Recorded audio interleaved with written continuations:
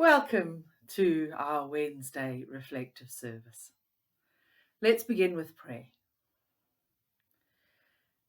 Jesus, still centre of the universe, we seek now to lay aside the cares of the world and come to you from our own homes.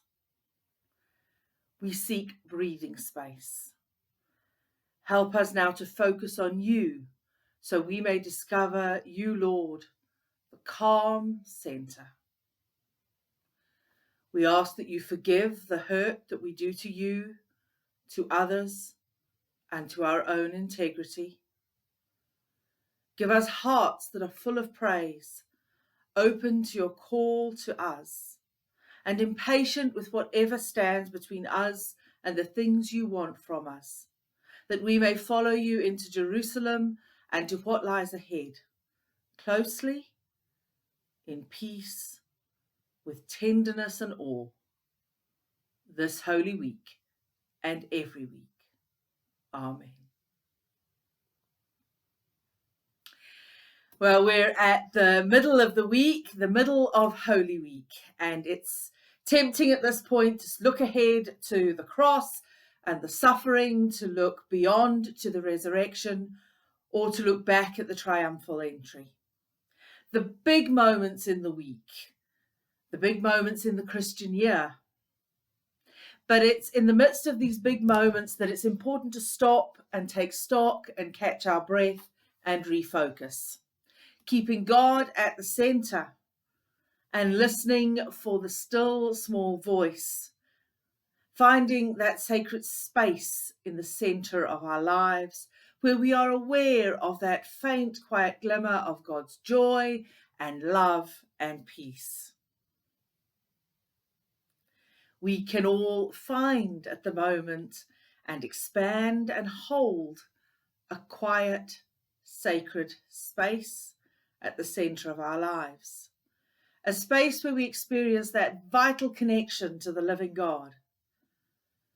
We can all learn to tap into the quiet current of sacredness and love that runs from the Creator through all creation. Kenneth Leach says that much religion is superficial and does not help the journey inwards, which is so necessary to spiritual health. There has to be a movement towards the still centre, the depth of our being, where according to the mystics, we find the presence of God. Luke tells us of the time after Jesus' death when two of Jesus' followers were going to a village called Emmaus. It was about 7 miles from Jerusalem. And they were talking to each other about all the things that had happened.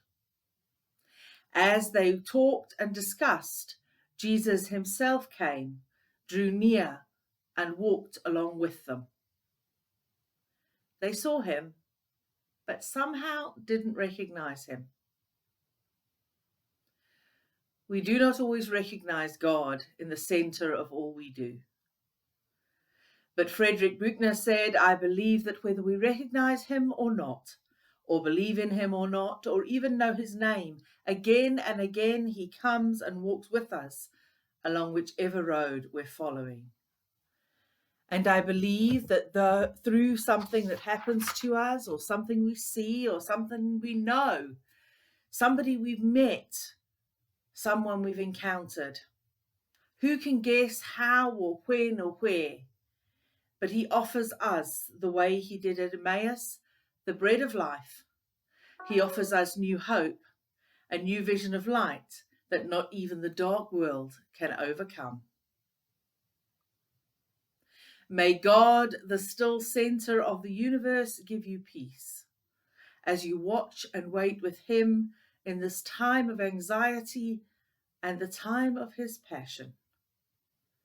May God give you the joy of new life as he rises from death. May the wind and fire of the Spirit give you the power to live and act for God always. And God's blessing be with you now and always. Amen.